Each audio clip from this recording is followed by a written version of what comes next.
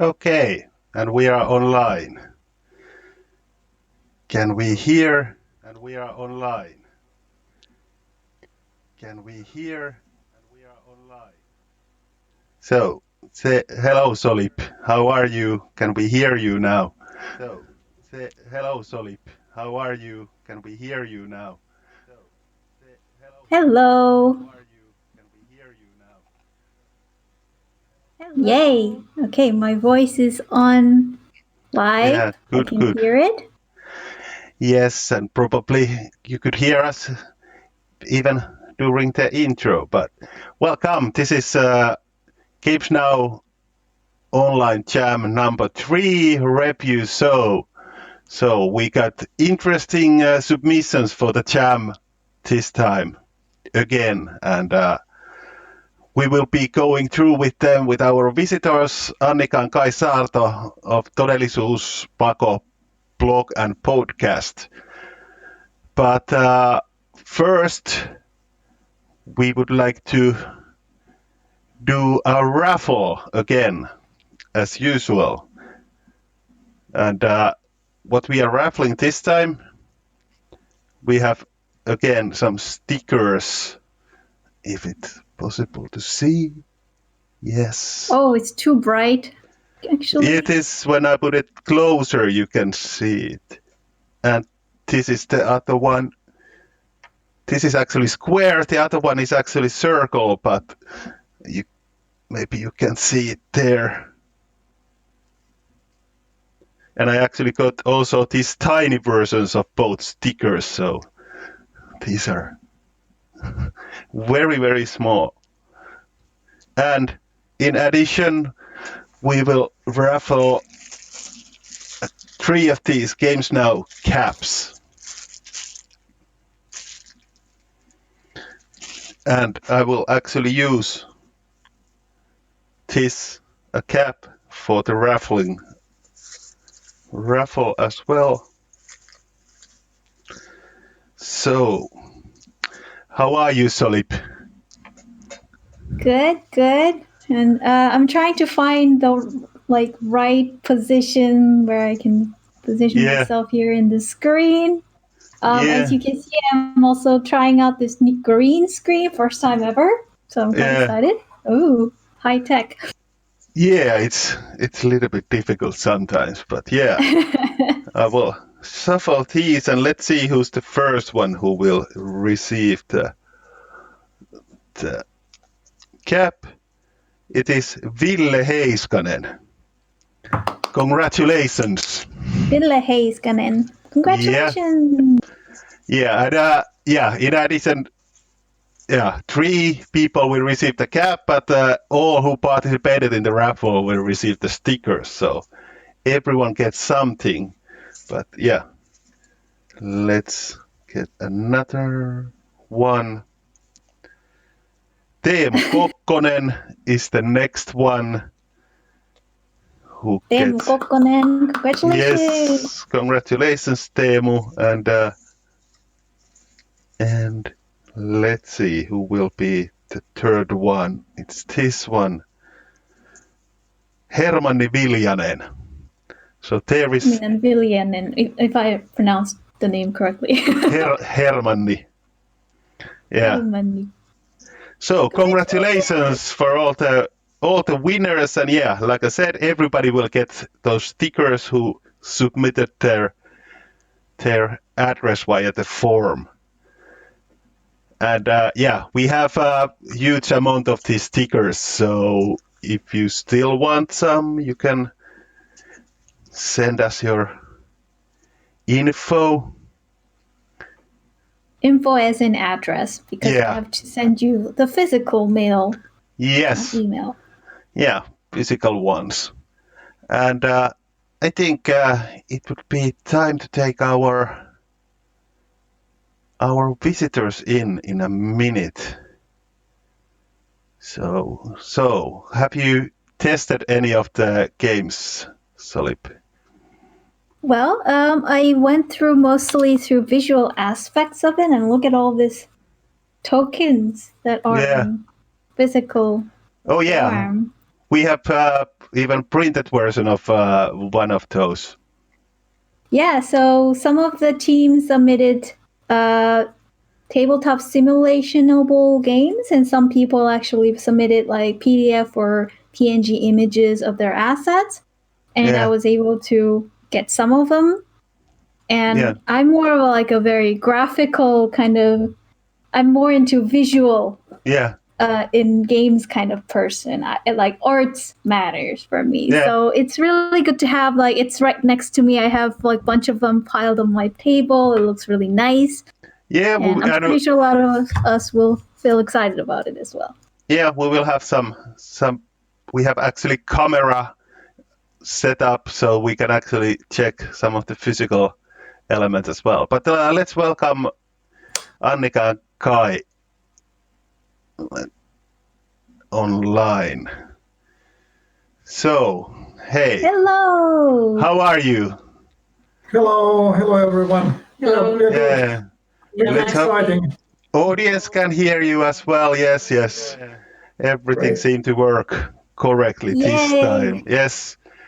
I'm starting to get hang of this streaming stuff. So you're becoming a stream master. Yeah.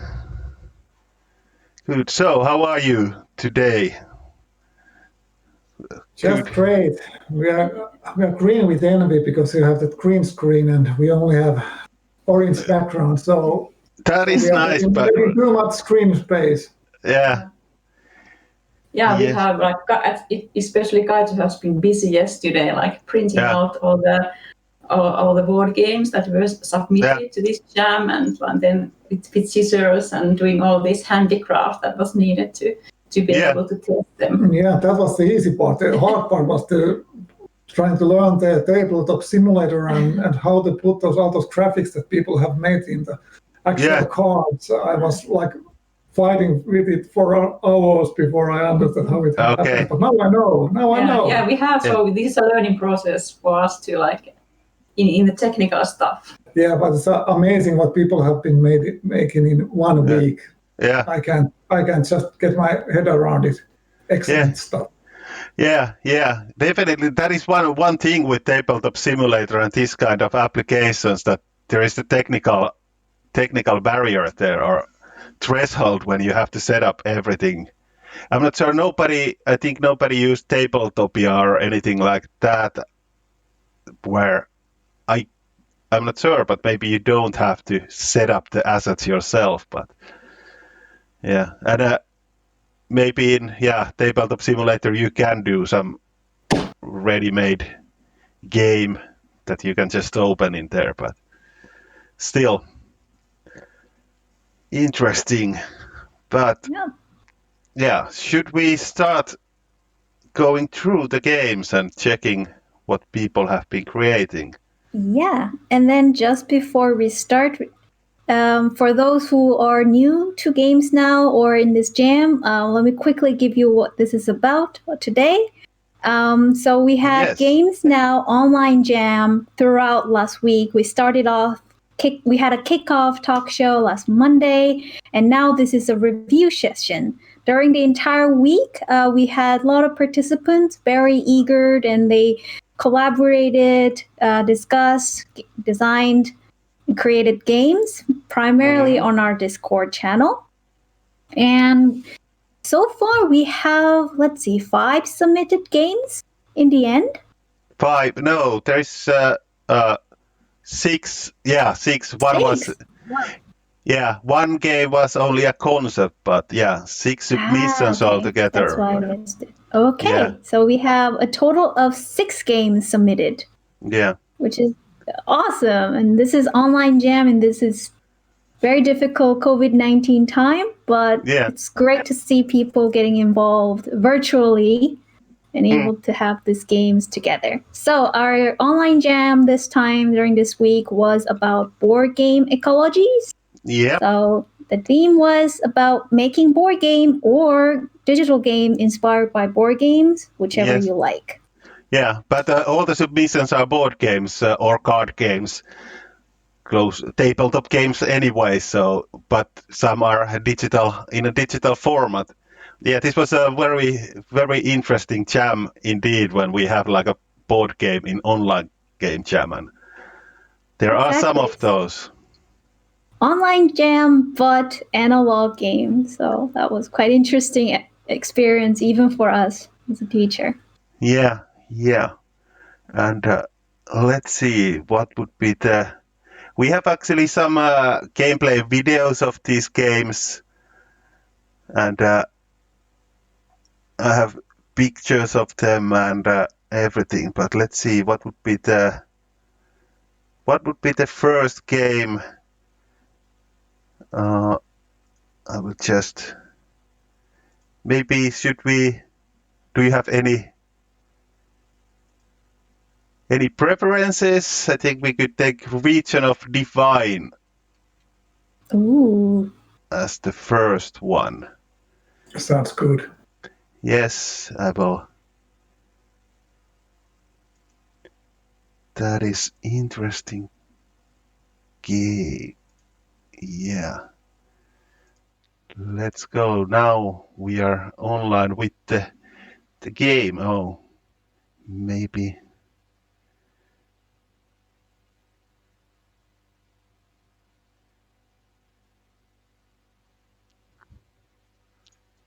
So, did you have time to test this game? This is actually made in HTML5, so you can actually play it on each I/O.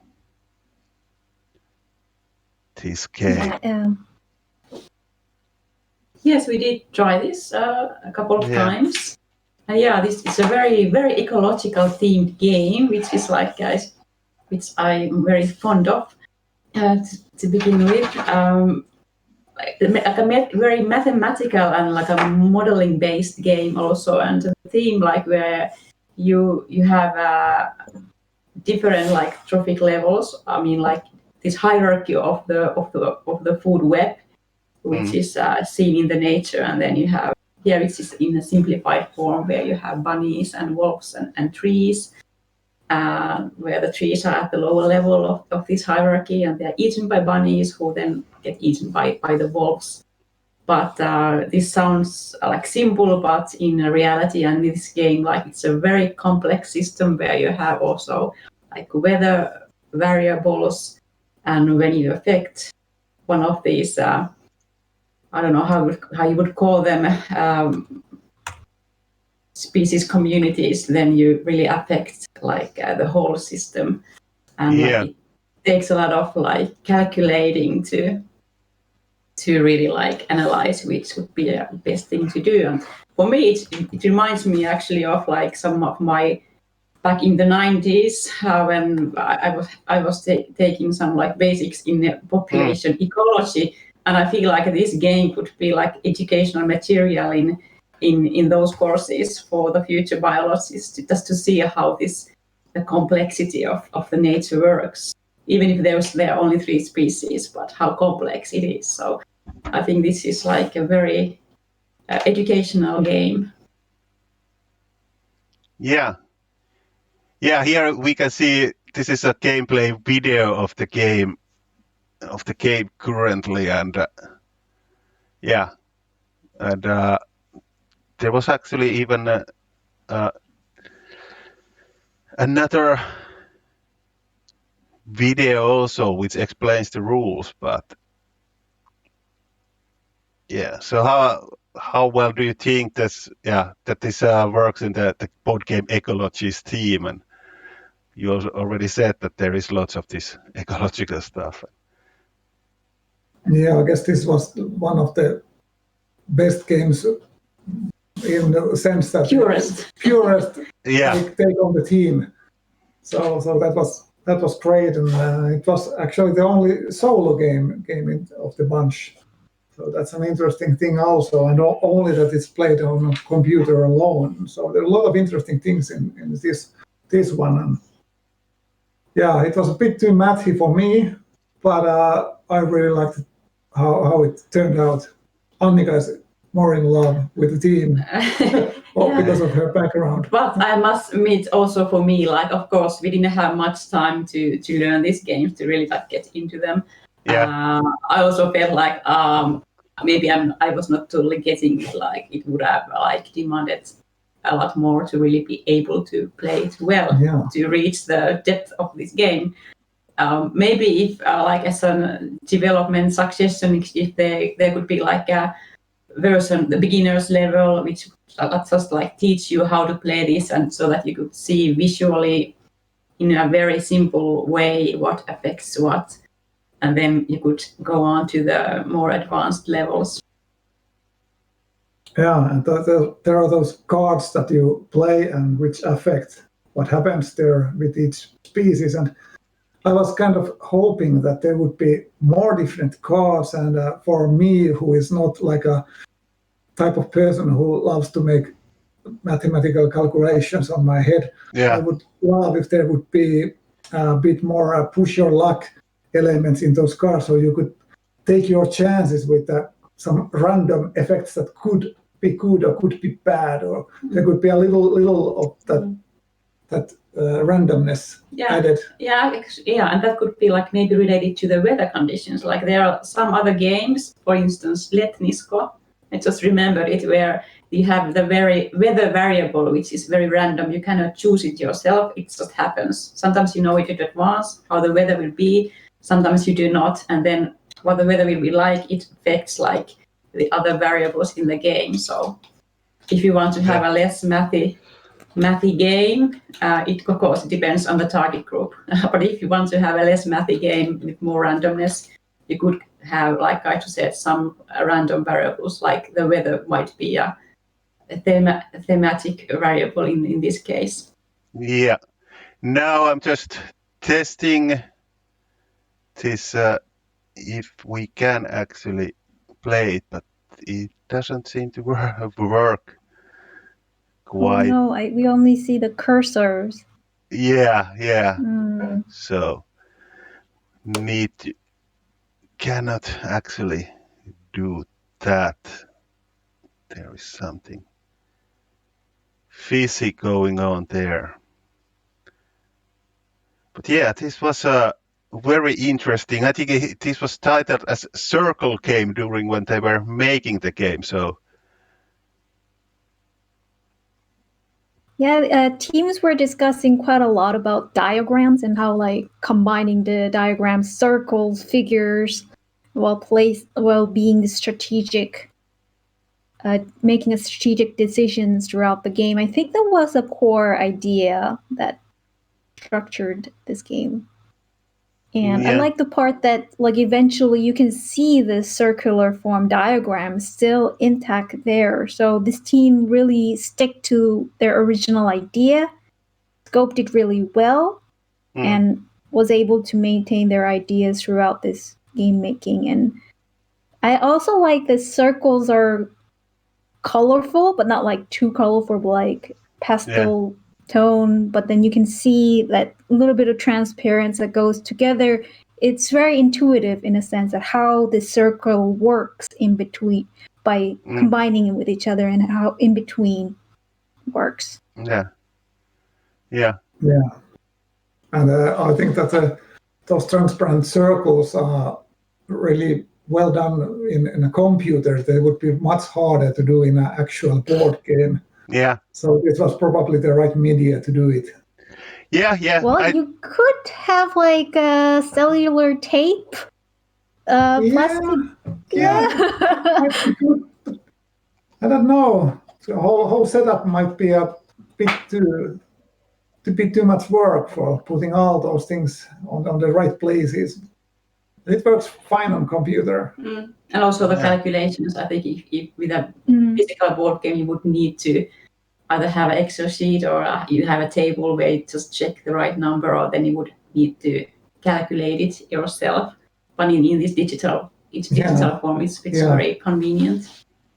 Yeah, thanks for programming the calculations for us. Yeah, I heard that we discussed with the team that was making this game, and they had been discussing how to use maybe this film or something to do this actually physical game. But yeah, definitely I think that is actually a good thing with a digital board game, that you have some elements that can be done in digital, but to give like a more value to it, like a similar thing to like a hybrid games. You should have that kind of stuff. Okay, now I need to. Not sure what video are we seeing next. Here we have actually Here's the game Region of the Divine. It's a solo board game for with about 5 to 10 minutes game playtime. The goal of the game is to generate as much divine power as possible within 6 turns. And the way you do it is by playing these cards. You start with 3 and get 2 more each turn. I think overall, like, visuals are quite straightforward. I can totally see what's going on over there. I mean, they're simple enough. And that's a rabbit. There's a tree. Yeah, and there's a circle. Oh, you can put circles together. Oh, okay. Yeah, you know, it is quite intuitive. Example. Yeah. Heat. Yeah. Test the heat this is condition. Quite minimum. Not going too much overwhelming stuff going around, but then, yeah. And so, do we want to? You can also see what's going to change. And I also, I'm looking at a lot of like art part in this game again. Like I personally like some of the icons there, like Ice Castle had this like gigantic ice sparkling looking guy, and there's Easter egg also graphic design in there. I like this like small components now and there. Yeah. And less bunnies. Yeah. Is there? Yeah, there was already discussion on the mathematical elements there, but is there something else that you would like to see improved here or developed or? I don't think I think it was really clean and easy to read, and there are a lot of good stuff here. I think we mentioned whatever we have in mind that would be improvements for us. At least. Yeah, I think. Maybe a little. There was a video, but maybe to add, maybe like a playthrough video, just to have so that the player has a clearer picture, like how the system goes. It would just make it maybe easier to start playing it. Oh. Yeah. Oh no! Now you have YouTube video. Yeah, the video ended, but I think we could start moving to our second game, which, if I check here, in what order I have everything here. So let's see. It would be Monastic Rule. Yay! So, whoa, sorry. It's a print and play game. Yes, and yes. Let's change the title as well. The game title. And I will share the link on the chat so that in case people are curious. And did you have this also as printed version? This game. Yes. Yes. It's actually on there. There were a bit of a confusion for me in a sense. There were a lot of assets, a lot of images compiled in one zip file, and I wasn't sure which one I should print because some of them were cropped version of the bigger chunk. So I wasn't sure which one so I tried to print out as much as I could. But yeah, it was the compile of those assets for printable format was a little bit confusing for me. Yeah. But I managed to do it over here, and maybe you can switch the camera to my table and you can see it. Yes, this is just I needed to reconnect because I'm passive there. But let's see in a minute. So yeah, we have like a document camera. This is like connecting all kind of technology. This is yeah, pushing ourselves into the technical limits. Yes. So the boards are it was been printed and it's currently right next to me at this moment. We just have to put the cameras on over there. Yeah, and I can with this. actually mention like this game design was made by Jussi Kenkkilä, and then Essi Kakkola did lots of graphic design and tokens and cards, and yeah, it was tools used were Illustrator, LibreOffice, Irfan View, this kind of tools, no typical game entries. So, and it was around 30 hours that it took to make this game. And did you have Annika and Kai time to test out this game? Unfortunately, we haven't actually played it yet. We've been printing out the materials and we watched the video and we've been reading the rules and we've been talking about it, but not yet. We haven't been playing it. Yeah. Well, we have it here. Maybe yes. Don't know. Is it possible to play it here on the stream? But yeah.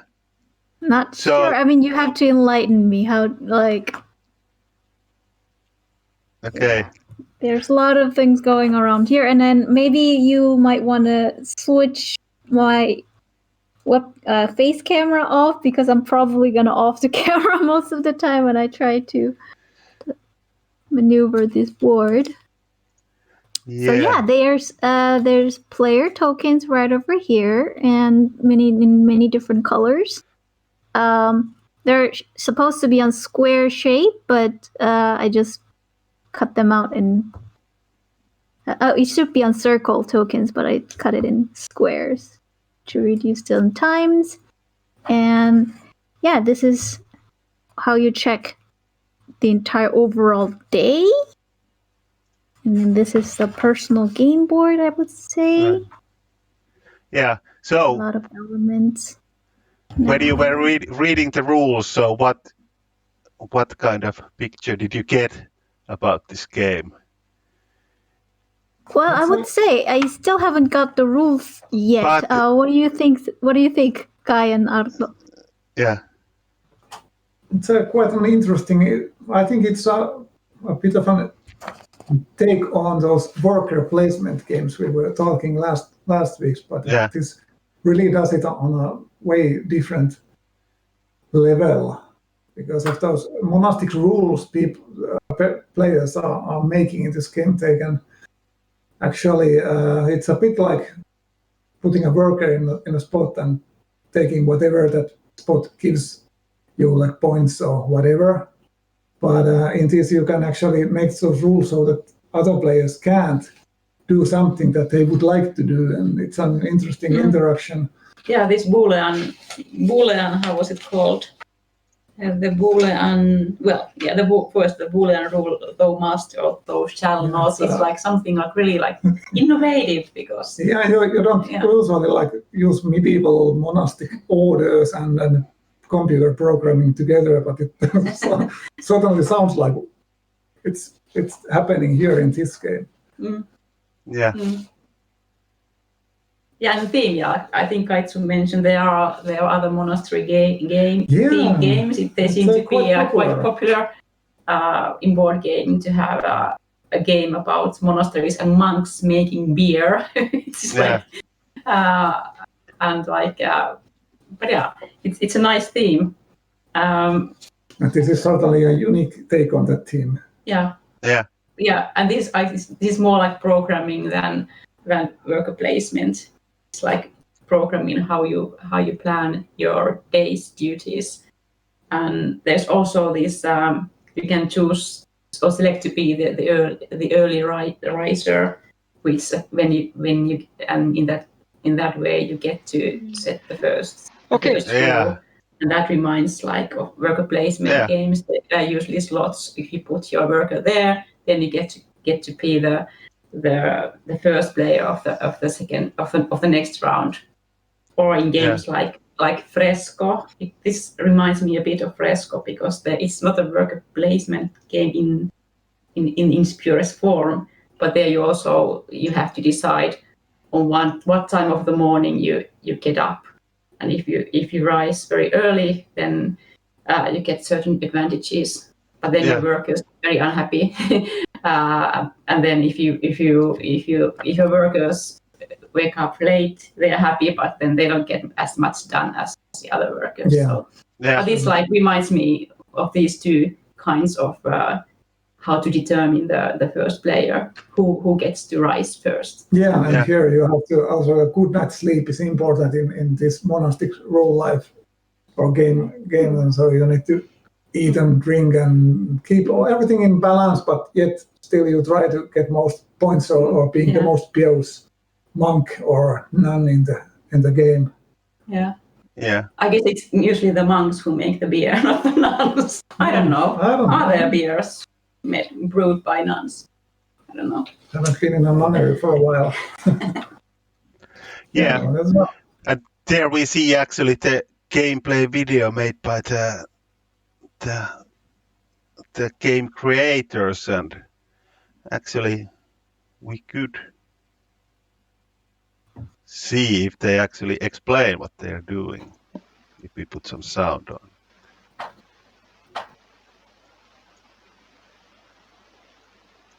Okay. Is it just a game? I think is this done in tabletop simulator as well with all the assets? Yeah, that is always difficult how to test all the submissions on their board game. It takes a little bit more time to test board games anyways. The physical version we could then shuffle these each three groups of cards. Those cards that they are now moving there. But make those rules. Now it's really easier because we have the virtual table to just roll dice. Like 3D, but not really. It's a really nice way of designing those cards.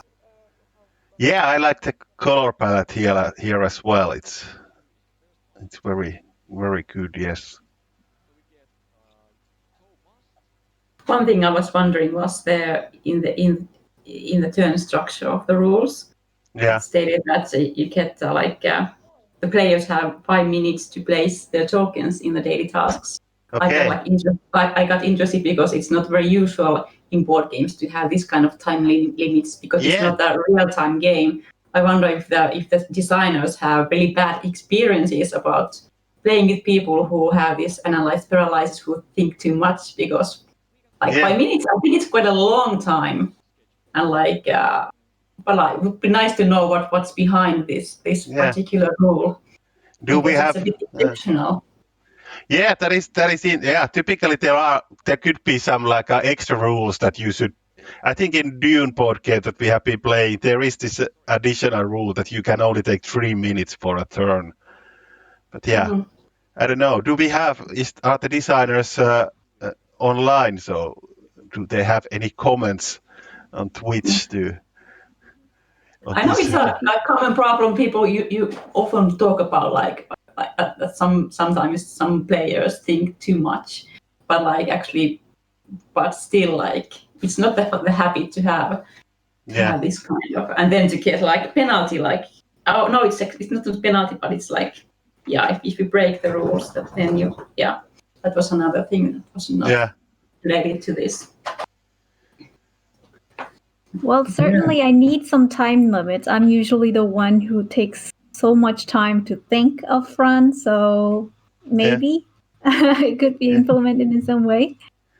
But then again, it's like a part of the games. I like to think long. Yeah, I do have this habit of having analysis paralysis at some point. I think, was it actually even this team's name on the Discord, the Analysis Paralysis, or was it some other team? Okay, because that explains why the 5 minutes. I think it's very long, so you can like really maybe to allow you to do your Analysis Paralysis, because like usually it's like if you think for a minute, then the others are already like, can you decide? But 5 minutes is a lot. So maybe this is a game for those with AP. Yeah, here the graphic designer says that they cannot comment on the that design aspect there. Okay, so one of the team member of this game commented on Discord saying that the 5-minute limit is because thinking over moves, if there are many rules, can take time. Yeah, that's probably true. Yeah, and there can be overlapping rules, and they have to make sure which one is actually the real rule now, and which takes precedence. Yeah, that's quite an interesting, probably the mental work you need to do in this game. I have never taken time, like how much the turns and thinking can last, but I don't know, maybe 5 minutes it can be the adequate amount of time. Just a quick, maybe if I made a quick comment about the graphics of the game, if that's okay. So, of course. Yeah, sometimes symbol used in the game graphics might just overwhelm the message to a certain cultural context. So for me, when I first look at that board, I instantly thought it's something game about World War II or Japanese Imperial Army. Oh. Because this sun type of looking image, like me as coming from East Asian context, is just like, oh, this is going to be about World War II. So that was instant image that I got. So certain symbol does have very strong like visual meanings of it. So like if you have like swastika or Nazi symbol on the board, you instantly will think, oh, this game is going to be about Hitler or World War II. So that also kind of occurred to me as well. And I think this is kind of like something you can also think through when you implement some graphics in there, because certain symbols does have very strong meaning. For example, this player token, it looks like a wizard. The sunlight, it looks like some flag, so coming up with this cohesive theme also with the graphics would have been also really nice. And for me, I really thought this was a war game when I first saw it. That is definitely interesting, like localization of the games and this kind of stuff that you need to think about when doing. And also definitely there is, with the graphic design with board games, a little bit different than typically, because it's also user interface design, because it's so much about user interface, the graphic design, all the colors and everything. And like I think one game that does it well is this. Now I forgot the name, and I can see the game in my shelf. Where is it?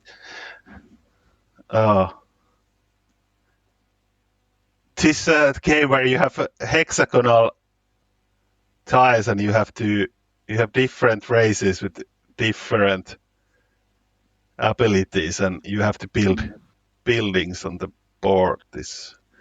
What was the name of it? And I don't know, maybe I'm overreacting or maybe I'm not, because I mean, maybe like the symbol is very strong, like that, at least that sun decoration graphic is very strong. And some people do get very offended over there in East Asia. So maybe I was just too biased about my but that is like knowledge norm. But I thought it was like, oh, this is going to be something about war. And I think it's very subjective field. If you think of like the kind of like the traditional monastery Euro board games, they usually use like bright, warm colors. So in that sense, this is very different, which like isn't necessarily a bad thing. Because, I already fixed when I think about a monastery board game. I'm already fixed to think about like certain visualizations. Yeah, actual monastery being there and moving around there or something. This is more like a bit more like an Excel sheet where it feels more like actual programming. Yeah, it's like industrial. This looks like you're really like you have the monastery engine, whereas these other games like Heaven and Ale, you get the feeling of having a lot of time and just there in peace. These monks brewing their beers.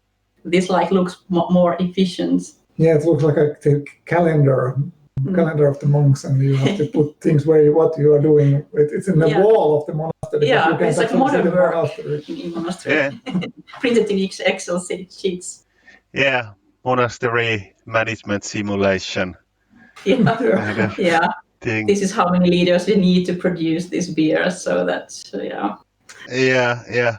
There are some comments on tweets like someone, did I mean Catan? No, I didn't mean Catan. It's the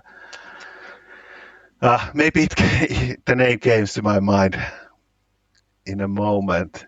But yeah, I think there is also a comment that the sun is also like that kind of symbol is also an Art Deco style, which is true that there is this kind of things, but maybe it's not exactly like the Japanese color, but it is similar. But yeah, I think this is very good thing to realize when you're doing any kind of design that people are or take it differently depending where they are. Like so often we are doing things in Western context, and that's where the localization comes very fun part. Yeah, it's fun, but it's also surprising, like what kind of things to localize. Like this goes a little bit on tangent, but I was working as a graphic designer back in the days in this small company as a student, and the company was also selling like spring water to Saudi Arabia, and for them, the blue that was in the Finnish etiquette wasn't like the fresh water; it was green, and this kind of color differences. That green because that's the color of oasis, so that symbolizes fresh water, and but yeah. Interesting. Yeah, I mean, color red symbolizes fortune in China, whereas it's not that good in Korea in a sense. Also, like each region has different. And that's where all this like localization comes in fun. And yeah, if this game Monastic Rules, if this game gets famous or if it gets exported and stuff, maybe like localization. Maybe, but I guess it's quite fun fun game in a nutshell. This mechanic wise, and then making rules along the way. I like this concept. Okay, I think we could start moving to the next game, which I was thinking that we could check. Poaching Possums. That is a very interesting name for a Poaching Possums. And they also have music file submitted as well.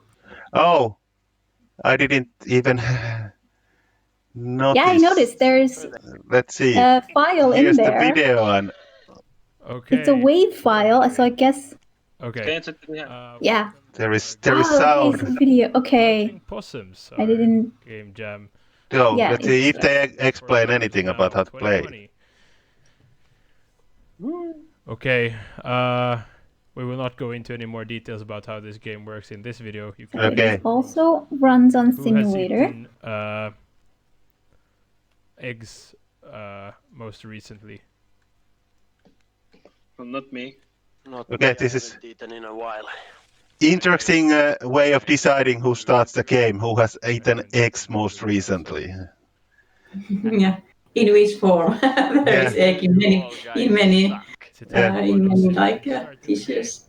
Yeah, this is actually it's kind of like a thing nowadays in board games that you have these crazy ways of deciding who starts the game. When I was designing this one Dudson's board game, the company, they were thinking like we had similar this kind of like who did some crazy stunt last or something like that. But then they wanted that no, it should be this very regular type of like rolling dice or whatever. Like when people don't have that much experience in board games, it was big issue for them that this sounds very crazy way of deciding who starts the game. Right. Yeah, let's go to this game. So, did you test this one and how did you think? Okie dokie. Yeah, we did test it. This was like recommended for 3 to 5 people. 3 to 8. 3 to 8, and we were only 2. We did get like, I guess we did get a picture how the game is like. Yeah, we did try it on Tabletopia. Tabletop Simulator. Yeah, and it's has a lot of those elements that are also seen in the most popular deck building games, like Dominion. Yeah. And so they are building on that pedigree, and it's makes at least for us it was easier to get in the game. But they are also having a really unique things in the game, especially those pouches where you can like save 4 cards between your turns and take them out of your deck, like out of the way if they are bad cards. So, but also win the game, you have to put those eggs also in those pouches, and when you have those eggs there, you can actually win the game. And so it's a balancing act. Do you like put the bad cards there to keep your deck moving more powerfully, or do you try to actually win the game? Yeah. And the timing of that is probably quite an important thing in the game. Yeah, it's like it's often this trade-off challenge, like in board games, where you either you concentrate on building your engine and then gradually getting an engine that will just like throw you to the victory, or do you just try to like get these little achievements gradually from the start without really building your engine, which might also be a successful way to victory. But yeah, this like this pouch, and also the concept of aging, where you put the cards in the pouch and then they age in the beginning of your they get these counters every turn. So this reminds this pouch, and then you also can go and have a peek at someone else's pouch, or you can steal from there. So this aging thing, they remind me of two other games which I now mention here. The aging concept like brings to my mind like Keyforge, which is like a kind of, it's not deck building, but it's a bit similar anyway, where you also like in the cards that you leave on your table, on your playing area, they can get these specific tokens which like add to their strength, or they can produce you points, victory points. And then this going to someone else's like face down cards on the table and stealing one of them reminds me of like a game called Deadwood 1876, which is a very different game. But anyway, they also the other players might have something very precious there, storage on the table, and then you go there. You have to guess like which one of those cards is the most valuable, and then to try to steal that. So like different mechanics from other plays combined with this core mechanism, which is the deck building in pouching puzzles. So I think it's very very nice combination of different mechanics. Yeah, it was nice that they also have traps. You can put actual trap cards on your pouches, and when someone tries to steal it, they got hit by the trap. And there were lots of really unique ideas there that I haven't seen anywhere else. And I think that these guys they were really ambitious making this game in a week. There's like loads and loads of different cards, and it was just crazy. And it was like also the theme is like making it's a bit humorous theme, and yet it fits the game really well because they're setting up traps for other players and stealings and stuff, and it's brings new levels of interaction. Yeah. So the designers really should like continue developing this game because like I think it has all the elements that really like could really become a nice game. I think the game just needs a bit of tightening. It felt for our one game experience. It felt a bit loose. Big loose. There was a lot of stuff there, and it could be a more tight. And there was also those. There's a shop in the middle of the table where you can buy those better cars for yourself. And there was also those. When you start the game, you have these rock cards, which are just useless in your deck, and you want to get rid of them. But also, in the shop there are polished rocks, which are just trash cards, but they are a bit nicer. So no one wants to buy those. Probably I don't. Maybe there are cards that use those, but it felt like it could use a bit trimming to make the core elements of the game pop up a bit more, especially the stealing and protecting your pouches. It felt like that should be more on the focus than what it was in our game, because we didn't even see one of those stealing guards, which make the game a bit fast for us, because we just put those eggs on the pouches and then one of us won. So it was over a bit more quickly than it was supposed to. Maybe the winning conditions should be a bit more difficult. Yeah, so but maybe we didn't understand the rules right, because that's very common for us. It felt like there should be those eggs that they should age to a certain point, but at least in the version of the rules we read, there just was enough if there were eggs in the pouches, if I understood correctly. But maybe the designer can fill in the chat. Yeah, but just like in general to encourage maybe the engine building or the deck building base there, and then to have like this interaction when you go to the other player's pouch, and then you get to get something nice, or you get a trap or something. But like we didn't have much of that interaction. Of course, we were only 2 players, but it might be different with more players. Yeah, but all in all, really impressive work. Yeah. It says like actually there was a big team of 6 people creating this, and like the designers Castor Köhler and Samuel Roses all of them have participated in the design, but also they are commenting on the stream that, or in the chat, that the card amount is quite big, and there is a lot of variation on the length of the game, and of course the game is for up to 8 people. 3 to 8 is a big range. Like usually, if it's not a party game, this is actually not a party game, even if it is a big chaotic game. But 8 people is a lot for a board game. So maybe like if you optimize it for 3 to 5 people, you are probably going to be able to like stabilize the length of the game. Yeah, and it says that it took around 135 hours in total to create it. Oh, it seems that... Yeah, I was looking at that, and they definitely put a lot of effort to this, like 135 hours within 1 week. That sounds like a very huge, big project.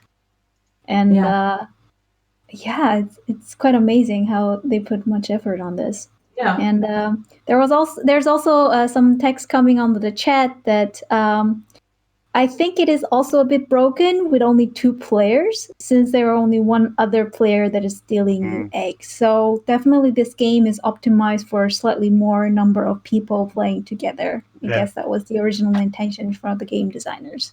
Yeah, that does affect a lot, like in board games, what is the amount of players? Like 2-player, but 2-player game is completely different than 3-player game, like the logic is whole different. Now it seems that we have difficulties with my camera here. Oh no, yeah, we've been losing you for a few seconds Yes, now and then. yes. It has been like it worked today like a dream for over 6 hours or so. But of course now It froze. there is some freezing happening. So don't know. Is it getting? It's the traffic hours of the internet. Yeah, but I don't think it shouldn't be affecting that one. But maybe it is. Maybe it is. It's back now, and yeah. Yeah, we should it's stop back. everyone in your apartment Yeah. to use internet other than you. Yeah, but I'm not sure is it like that because it freezes on this end. But anyway, I will try to. Just one question kind of popped up actually. So, if one of you guys can able to answer this, is that in the description of this game submitted by the team, the first sentence says, "Firstly, this is a board game, or actually a card game." And this is quite interesting because one of the students that I talked to right before this review session, one student asked me, how would you distinguish between board game and card game? Do you guys have like a strict definition in between those two? Or is it more like blending these days? What do you think? I don't know. For me, the basic card deck, that's a card game, but anything else, well, a game can be both a card game and a board game. For me, a board game is something you play on the board, on the table. So in that sense, like card games are board games for me. Yeah, I think if the game has any other components than just cards, it becomes sort of a board game. But basically, I think everyone in the board gaming hobby kind of blends them together nowadays. The difference isn't really relevant anymore. If it's just cards or whatever it uses, it's just that if you are face to face and playing and you have something you hold in your hands, then if it's not a sports, it's a board game. Yeah, a board game with a board, cardboard, and one without, they can still be like almost identical. So there's no point in putting them into different categories. But it is an interesting question. I've been thinking about it myself. Yeah, no one has found the absolute answer yet. Yeah, or if they have, they might be wrong.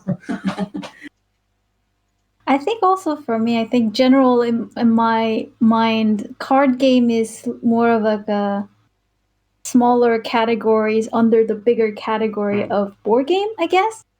And I think that's a general assumption that I would have, but it doesn't mean that card games have simple mechanics or simple rules. It can also be expanded to much broader sense. But I also, when my student asked me this question, I also kind of had this like ontological moment of, what is board game then?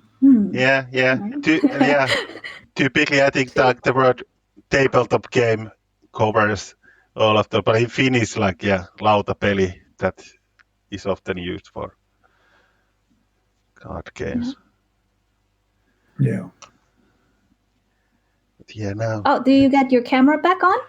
Let's hope that it stays on. I tried to change some settings there, and is there something else about this game that comes to your mind, or should we go forward? We still have a couple of games to go. I was just thinking that since the team is also here on the chat and listening us, they might want to contact one Finnish designer called Sami Laakso, who has made these Day of Merchants games, which are also deck building games and really popular. And if they need a professional person to help them taking this design further, they maybe could reach for Sami and ask his opinions and maybe get some nice tips.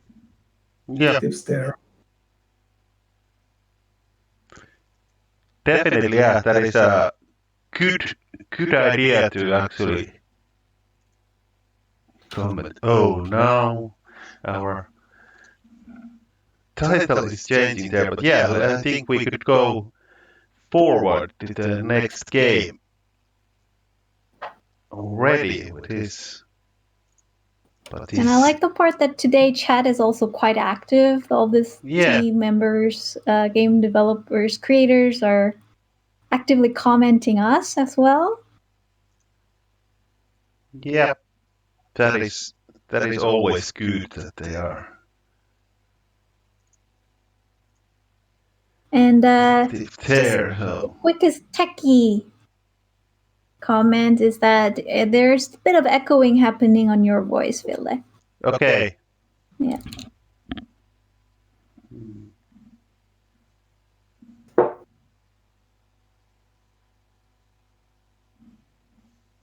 Okay. Need to. Then there's. Yeah, let's go forward anyway. I try to find out the issue with my audio. Yeah, that can we can hear you. It's just a little bit of echoing, but I think we can move forward. Yeah, so this game would be Patissier. Yeah, let's see. And I also have them right here on my table, printed out. Yeah, that is cool. Let's see. Just a simple There is the title also. Okay, we could check the physical game. So, Kai and Annika, did you have what idea, or did you test this one at all? Or? Yes, I think I played it mostly solo. Yeah. Late last night, and I got a pretty solid understanding of the game. It was a really simple game, but really nice looking.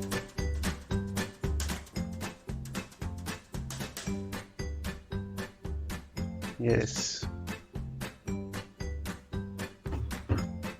So those are still the old files or graphic files they have on the video. The newer version is much better looking. Oh. Yeah, there are actual hand painted cards which look really cute.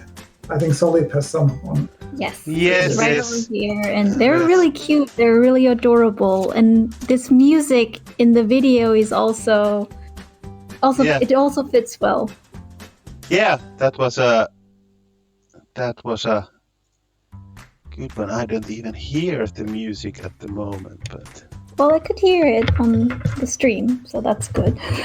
yes, that is the most important. Yes. Thing. Okay. And with the food theme that this game has is actually quite popular. At least in Kickstarter, you can see lots of these smaller card games that are about making food or something like that. They are really popular, and it's a good theme. And it's not overused, but it's like hot right now.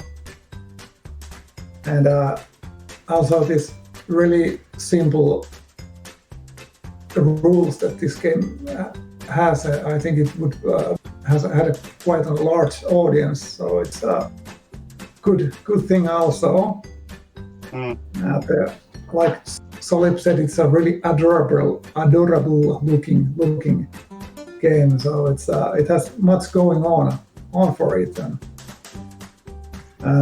basically in the game you all have these special skills that only you have, that gives you extra point for doing certain recipes, and then you have to go and buy ingredients for those recipes, and then when you have baked whatever you want to do there, you get some points, and then you can also sell stuff to get more money, and it has a really nice little ecosystem going in there. But it's so simple that I think that in the future, if you guys are interested in continuing with the game, there might it might need a bit more interesting choices there. It's quite simple to understand what you need to do, and maybe more skills that are different or something to add a real hook there.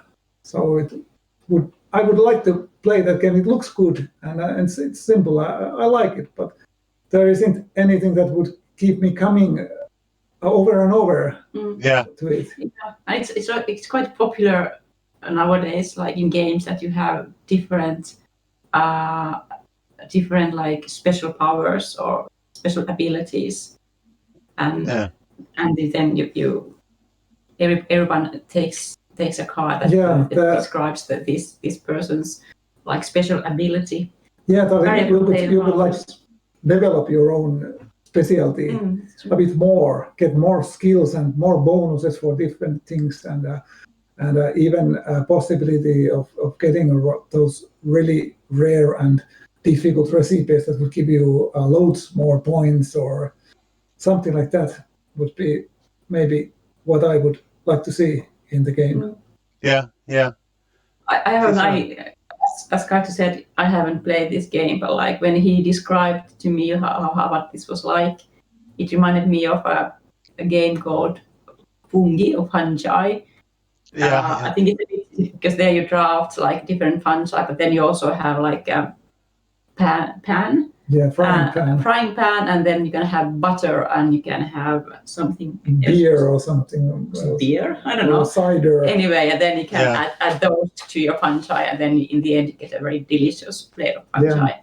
So I don't know, without playing the game, as I said, there could be something. Maybe these designers could have a look at fungi and think like if they can get some ideas from there. Yeah, there are actually comments that they got some inspiration from Chai, was it?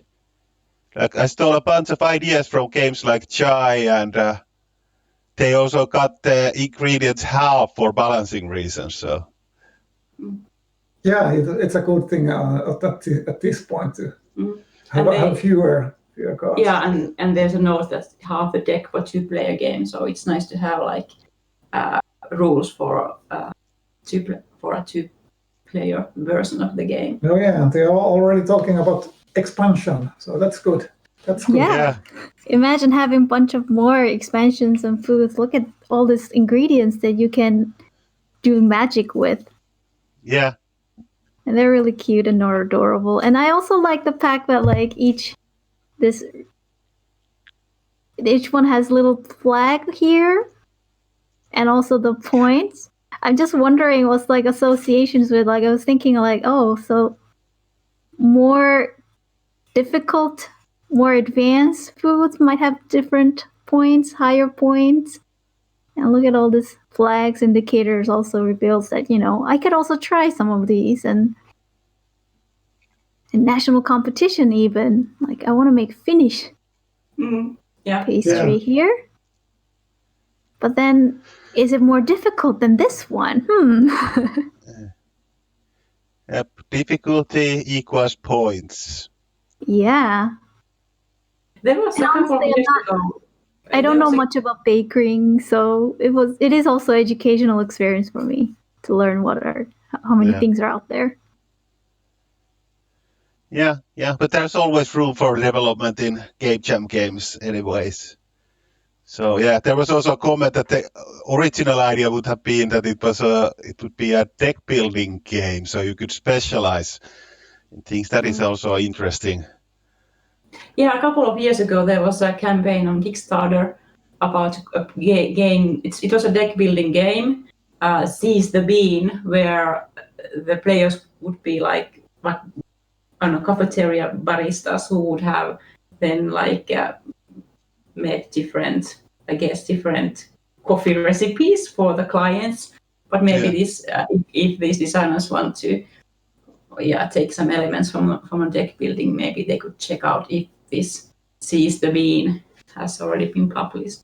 Yeah, but I think this simple approach is, at least for this 1 week's time limit, so it was a good choice to make, and And I think this has a real potential. Let's just add a bit stuff and hone it, and maybe this could be commercial game in a reasonable time.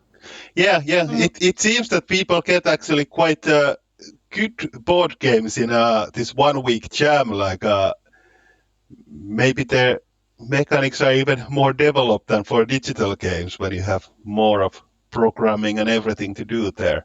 And this was a 2-people team.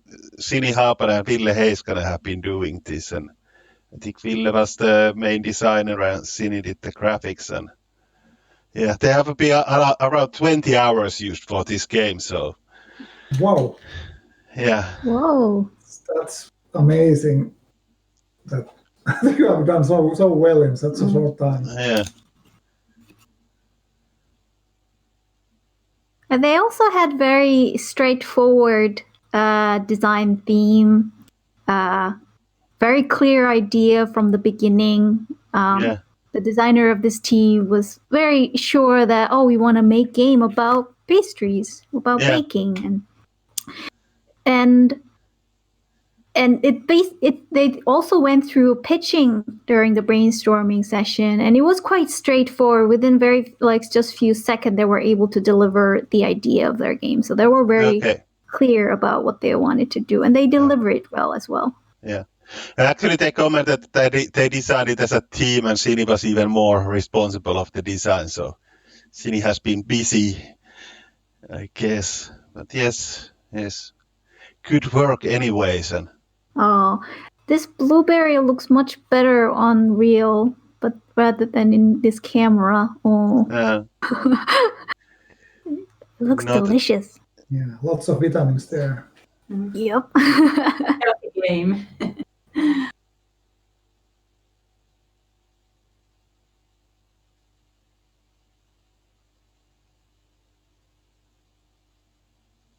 Okay.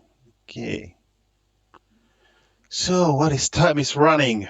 Time is running. Maybe we could go forward to the next game. How many think this is? Which one would be the next game? Let's get Solid back in the picture as well.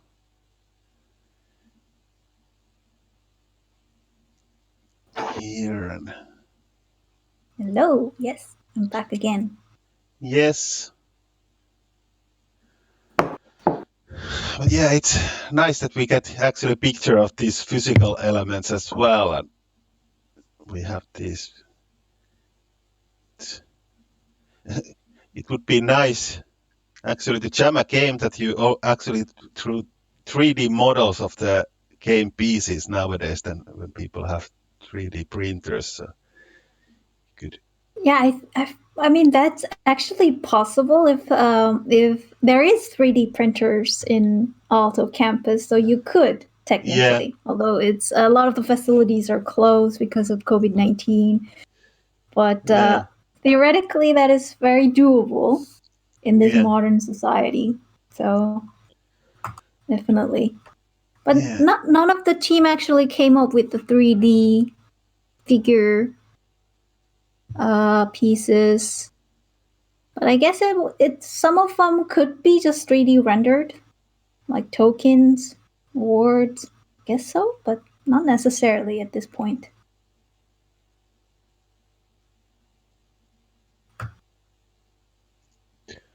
Yeah, I think the next game would be Chain Architects game. Okay. And let's see when I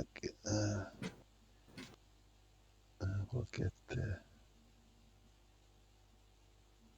I'll also post the link in the chat. Yes. Yeah, Chain Architect.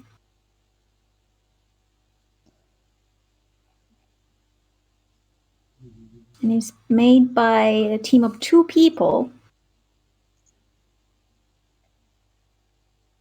Yes, Chain Architect, but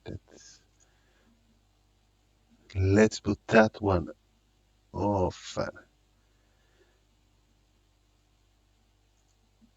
Here is actually, the only picture was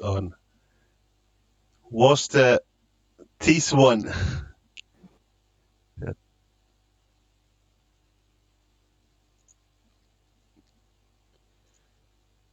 So that was the picture of the game. I don't know how it. In the rule document, you can see a bit more graphic assets of these games. And you can also download more assets. They're all in PNG files. Yeah, let's see if I could get the. And there wasn't also any video of this game, so unfortunately it's hard to. But let's see if I can make the browser work. But hey, what was your experiences on this game? While reading the rules, at least. Yeah, it was actually talking about graphics while you were looking for those. I think the artwork was really nice and simple and somehow evoking. But there were. I tried to print the game, but we were running out of. Was it yellow ink and. Yeah. It didn't come out well, and that made me think that in addition to colors, you should always use iconography to make people who have like a color blindness to easily make a difference between, because the artwork was the same like in every color, so there wasn't even that difference. But otherwise, it game looks good. And apparently it must play really well because it's based on this really popular cooperational card game called Hanabi, and draws much of the inspiration from that, and it works well for most of the people. Not for me, because I have really lousy memory. Yeah. And I always forget what people have telling me that I have in my hand, because you don't see your own cards in this game, but other players do, and then they can sort of give you hints about what you have in your hand and tell you a little bit. And then you have to remember it for the next 15 seconds, yeah, which is too much for that's too much for me. Yeah. But it is nice, like you have this, in Hanabi you are like building fireworks, and it's nice to see like this, that it's re-themed to it's taken a bit further. Ecosystems, and their games are not totally identical, because in these chain architects there is an extra twist where like you have one more optional action which you can do when you build these ecosystem, these species communities. So there's a little addition to what Hanabi does. Yeah, but solid game. Yeah. Okay, I got it here, and I can. Yay! We can see the browser. Yay! Yes, at least. Yes, I also played Hanabi once, and it was very remarkable experience, I would say, because I played with my friends, and the rule was simple enough. It was very much like a mind and memorizing. It was more like a psychological interaction with your colleagues. I think that was the huge. Like, I think that was one of the huge, like, emotional engagement that I had with my friends while playing card games. Yeah, you have to concentrate very intensively. Yeah, the group gets better the more you play with the same people, the same games. Suddenly you understand each other's without so many words much better, and you can actually get better and better in this game for at least for a while before you peak. You pick up the patterns. Yeah. Mm-hmm. What's a like subtle difference between this game and Hanabi? What would you think? Unfortunately, the rule book I was trying to I read it now, check it now, but it's in the other room.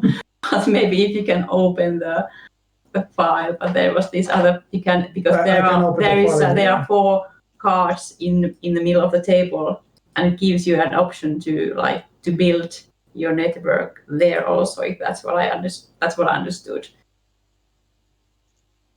Yeah, there's a card reservoir, 4 of them in the center, and each player have cards on their hand. Yeah, and there's hint token, there's error tokens as well. Yeah, so this action number 3, organize the environment. That's the addition which the original Hanabi does not have, where you can use this reservoir on the table to move the cards there, and I guess in that way you can maybe easier build. It's easier maybe to build these final works, these final web. Yeah, we had this theme of board game ecologies, and they interpreted this term ecology in this way, like building the ecology, environmental reservoir. Yeah, really literal. Yeah, it's nice. Yeah, lots of good work has gone to this game. And actually, although we cannot see that on the screen at the moment, but if you look at the rule book, there's actually image of bird, snake, little tiny bugs. They're all very colorful and very straightforward. Yeah, they also brings this biodiversity. If I remember correctly, you have to have 2 different species of the same species group, of the same general family, but anyway, it really it emphasizes the biodiversity aspect as well, and so in that way, it's the theme is very nice, and yeah, the rule book was excellent. Also, it actually had many examples about certain situations in the game, and that really helped to understand how the game plays. So well done on that too. Yeah. Yeah, I think the mechanic and general rules, we all know where it's from. We get the picture of general idea where this game goes through, but then they added up one more mechanic in there, as well as this message of ecologies, ecosystem in there. So this is also something that people can do on their jam. They can build up from the reference that they have, but adding 1 or 2 more things to make it different, upgraded on their own, and having their own theme of visuals and messages in there. I think this is also a good example how Game Jam can create spin-offs, ideas, more visible like this. Yeah. Now there is some images of mushrooms and game elements as well. I'm pretty sure that purple mushrooms are poisonous, but yeah, but the red one. It's probably seitikki in Finnish. Yeah. I wouldn't eat any of those. They look quite maybe the yellow one.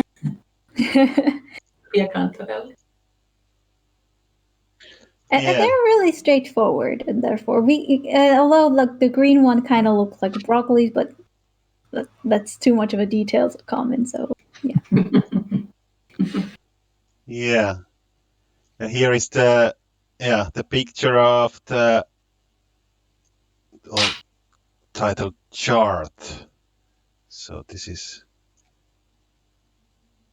Oh, where did I?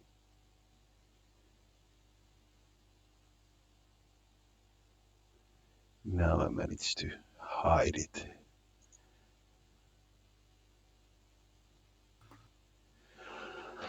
But yes. Did you have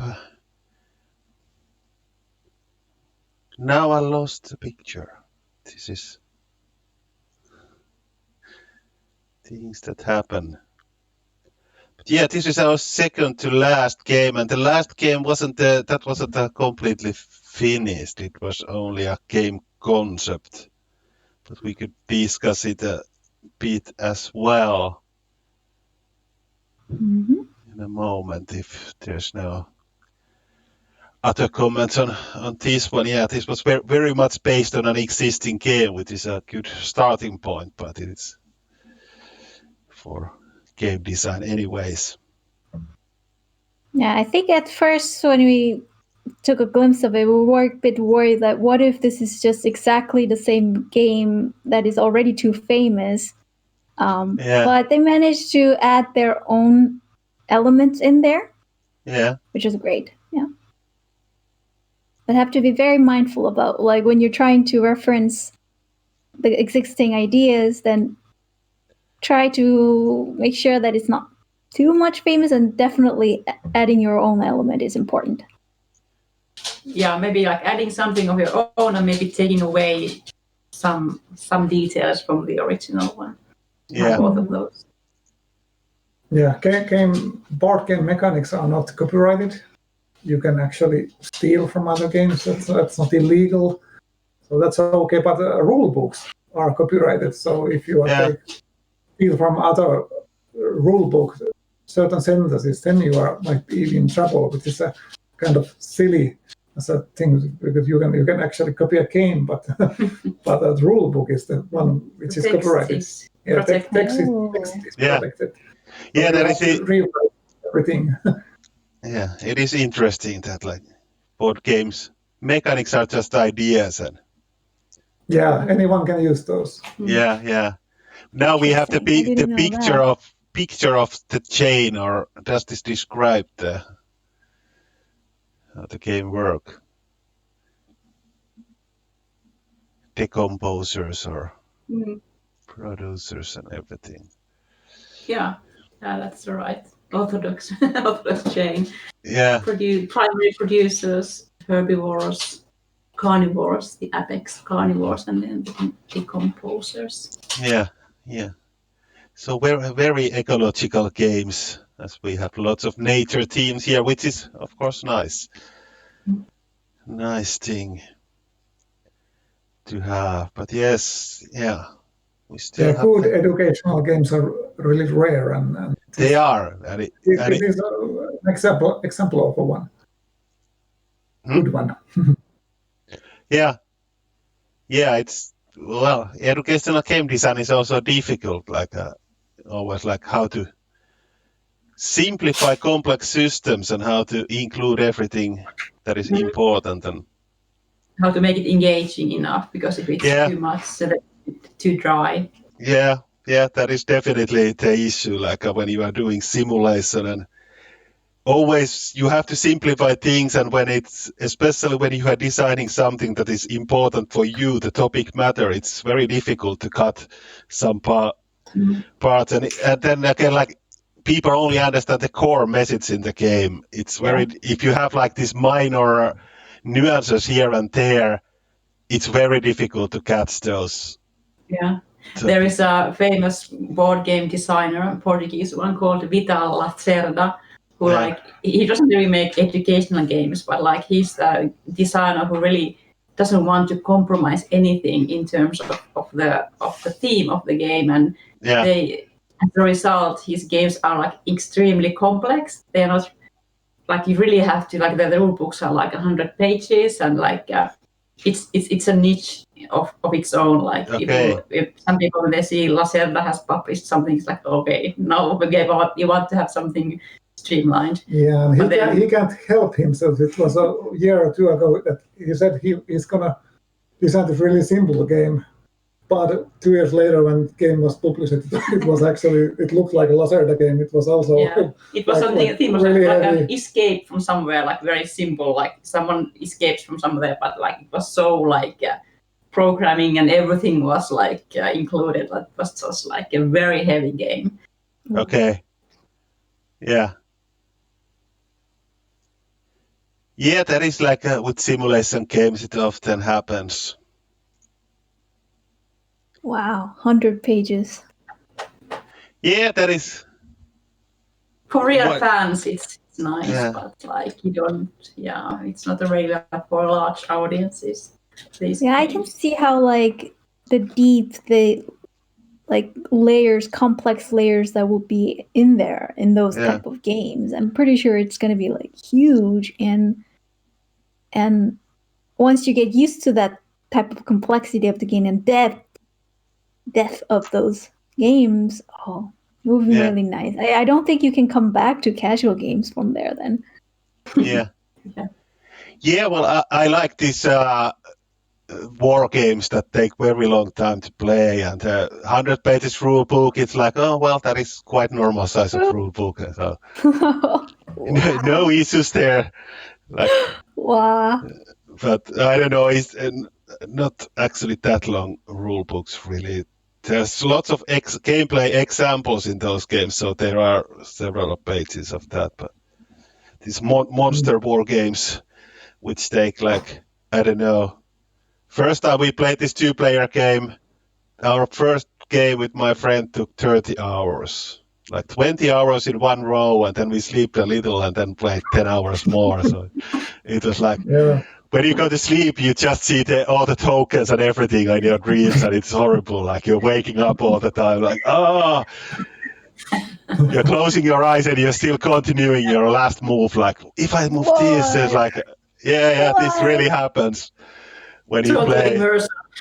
Yeah. Talk about immersive experience. Yeah, when you play like something like over 10 hours, then it typically happens this, that you just see tokens in your dreams. Yeah, I did actually had like, especially when I was young, when I was really into certain game, the game just appears in my dream. Yeah. And you just wake up and play that game again, and Yeah. Of course. That happens. Yeah. No rest for the wicked. Yeah. But yeah, the last game, I don't know, did you take a look at it? It was the concept of a game, Expedition Sigma. Yes. And there was just a Google document. This was Teemu Kokkonen's only team member solo project. So. Oh yeah, and then Teemu just left a message on our chat saying that he was quite completely mentally exhausted by the week. So it ended up much smaller scale than first imagined. Yeah. That is what sometimes happens in a game jam, and it's quite fine. It's like. I didn't have time to check this one out, but now looking at the contents, the first page, is this an exploration of pick up and deliver game? I'm wondering the mechanics here. Yeah. Yeah, the designer of this game did mention that he is also planning on at some point perhaps making a prototype of this thing. Yeah. Yeah. Yeah, it looks quite ambitious project. Yeah, that is. What he wants to put in there. Yeah, he's also commented that he didn't want to bloat it into this board game equivalent of game developers' first MMORPG, which is, of course, like if you don't have. That often happens that the first board game and you have huge ideas how to develop it. Like you have to put everything that's cool in your design, and it's about cutting out everything that it's not vital for the game. So it is hard. Yeah, it is difficult to kill your darlings aspect, that you have to cut so much away and only focus on the core mechanics. And it's so easy to start to thinking out if something doesn't work, that maybe we add a little bit here and there. But how I have learned it is if the core mechanics isn't fun, then you can't make it fun by adding anything in. So always just simplifying it. Yeah, but I think theme of the game that you are all players or those commanders of those science vessels who are exploring the space and planets. It's something that usually sells pretty well on board games. That sort of theme. So, and how the planning has here processed it. It looks like it has all those sweet spots that people are interested in developing their own technologies and making their ships better and then moving around and looking for anomalies and all kind of interesting stuff. Yeah, there. is it a bit like Eclipse? Like is it like a modular board? I guess so. That's maybe the easiest way to implement this exploration. And then you build you upgrade your vessels. That reminds me of Eclipse, which is like Finnish. I'm not sure if there's any fighting maybe the in most this game. famous Finnish board game. Yeah, it's coming the modular board. It to me as well. When you see all of the asset list, like vessel cards, crew cards, module anomaly cards. Yeah, these are like a very ambitious idea, definitely too. Yeah. Also, slightly in spirit of Carcassonne in the board. Yeah. So like tile laying, Yeah, tile laying, like kind of like it's a kind of tile laying when you are laying the board in the beginning, but of course it's not the game mechanics per se. But okay, so everything is there already in the beginning of the game. No, I was just meaning that in any game where is where you create the board in the beginning or. Yeah, that's not tile laying. Yeah. It's just a setup. You unlock new PC tiles as you go. So it's definitely this typical way of explore, like 4X games. Yeah, which is actually many of those exploration games where you can actually find new things while in the game. That's a good thinking from the designer that's not really used at all. Yeah, you could have like different zones. Maybe you had different piles of tiles, and then when you start from your base, you would have the first pile of tiles to use, so that you know that there's nothing that valuable in those tiles. But then as you expand the space, then like you would have these like farthermost tiles, which would then some of them would have like really great treasures. So that would be, I think, nice. That could be actually definitely like improvement, because sometimes it's very. That is, I feel in Eclipse, it's sometimes a problem that it's so random that other players, someone can have really good places and someone that doesn't have anything, and it hinders your whole game, whole play. Yeah, so there's no reward.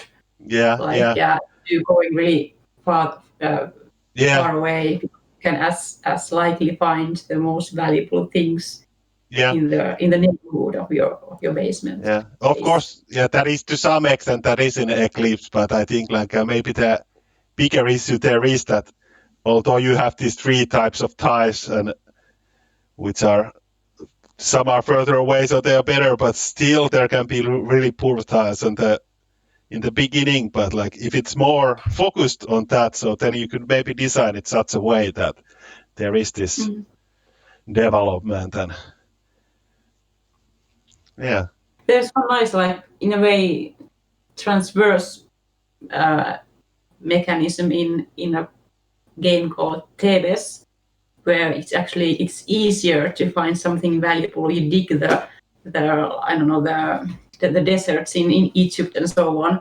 It's easier to find treasures in the beginning when you're the first one there to dig, and then in the end, there is less to find. So maybe if you implement that in a traverse way, so that the farther you go, the easier it would be to find these treasures. And if you stay there, then there will be less there will be less like treasures to find.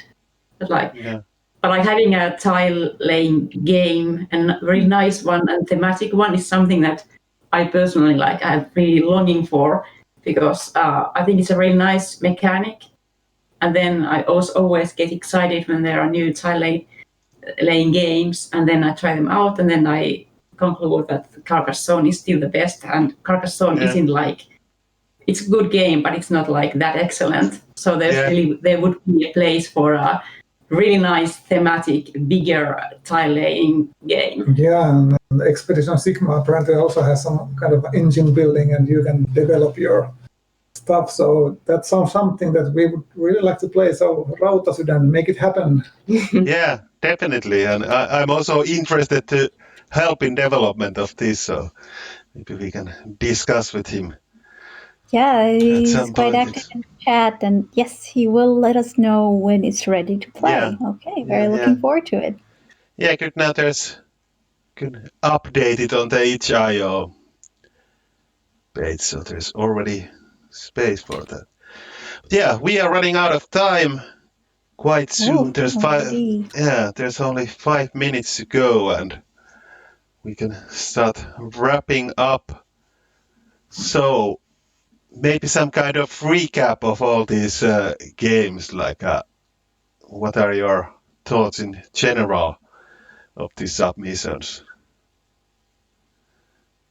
They were a bit like what we were expecting, that there was a lot of variety in the games, and there really was, none of them are similar with each other. Yeah. So that was nice, and they also some use that Ecologies theme that was quite really well. Nice. Yeah. That was really nice. Yeah, I think also like it's a thematic level, but then there's also these mechanics that you like, ecosystems in that sense. Yes, and all the games use really different mechanisms and the ways of presenting them. Some are just on the computer, and really much variety. That's great. Yeah, that is always great. And actually, when I'm looking at the tools that they have been using for these games, there is also like ecosystem where they have been creating the games using Google Drive and Discord for communication and all this. I hope they can also form like this ecosystem of, or add this playtesting component to the ecosystem, because like really finishing a good design and good game really demands is like perseverance in just testing and then tuning the game. And it's sometimes quite difficult to find testers, because if you just use your normal friends, maybe sooner or later get really like annoyed. But if there are if there are friends or acquaintances who also like are designing games, it's like a win-win situation. So and they have maybe this they can really think from the perspective of a player and designer at the same time, which is very fruitful. It's maybe easier to give feedback to the designer. They know what it's like to design a game. If you have a local board gaming clubs there, join them and take your prototypes there and ask if someone wants to try it. So that happens a lot in our club, at least. Yeah, that is. But now in these COVID times, it's of course like more difficult. So you should really find people online and find a way to try to play it. Yeah. Well, print and play, that always works, and maybe like doing some kind of tutorial videos, and then maybe people, I don't know, recording their playtesting or something that could work. But and rule books are very, very important when you are not able to like be present when other people are playtesting your game. It's very crucial to have a rule book that really like explains the game in a good way. Otherwise, it's just like waste of time if you play a game and then realize you have played it wrong. Yeah, that has happened too. But yeah, and it's not easy to write the rules. Like, of course, when you have been designing the game, it's difficult to write it because you might assume that some things that you don't really actually write, that people just understand and know that's how it goes. Yeah, and writing rule book, it's a whole different kind of writing. Like at the university, when we've been writing, and people who are professional academic writers might struggle with the rule book because it's whole different genre. Like how should you explain everything and what level and Yeah, it might be difficult to streamline for someone who is like very academic. You need playtesting for the rule books, even. Oh, yes. Yeah, it's one of those things that gets done last and usually quite fast. So a bad rule book can kill a game. So it's something that all the designers and people who produce games should really pay attention to. There's an excellent, like positive example. Like if people should really check out a game called Tapestry, published by Stonemaier Games. It's like it's a big game, but it is explained in like 8 pages or something. It's like unbelievable. Whenever you are thinking, how is this thing done, and then you check at the rule book and you instantly find the text that explains that particular. It's a huge civilization type game. Yeah. And you would never, in a big box that weighs a ton, and you would think that it has 20 or 30 pages rule book, but it's only 4. And it is enough because everything is there. It's just fed in such an very logical way. And I guess they must be like psychologically very clever because then they know how people and players in general, like how they learn the game. So it's also logically in the right order of the rules. Yeah, that is very, very interesting. All this, the way of rule writing, like this, this Czech board game company who typically have had quite bad rule books. Portal games. They have developed, but there are some also some design issues, games being complicated, but rule books weren't the best ones. Yeah, but they are getting better. They have actually hired a person to make sure that the rule books are better from now on, and it's already showing. Yeah, and they are very popular games. But anyways, it's already 7, so I think we should wrap this up. And it was very, very nice to review these games and hear your comments on these. And I think the audience jammers were thankful for all the feedback. And thank you for participating, Annika and Kai, to this Games Now online jam. It was very nice to have you here. Much. Yeah, and it was very nice as both Ville and I, as a teacher, we saw a lot of engagement, interactions between jammers throughout our Discord channel. That was very encouraging as well. Every time we go on Discord, we were able to see at least one team having voice chat or very discussion about their game. It was really exciting to see, and it was mind-blowing experience for both of us as well. Yes, but okay, and thank you for the audience, and I think it's time for us to go and test those games, and we hope to see them develop further by the jammers. Yes. Have a good night. Yeah, and just a reminder for our next Game Jam lecture, it's going to be on Monday next week. Yeah. Right here on this Twitch channel. Yeah. We'll update that on our website as well. Yeah, and you can see the schedule of upcoming lectures now that we close on the credit screen. And for all the jammers who are online, we will be asking you to fill in a feedback form, and we will send it to you a little bit later. But we hope to get good. Well, any kind of feedback is welcome. Yes, we need some feedback.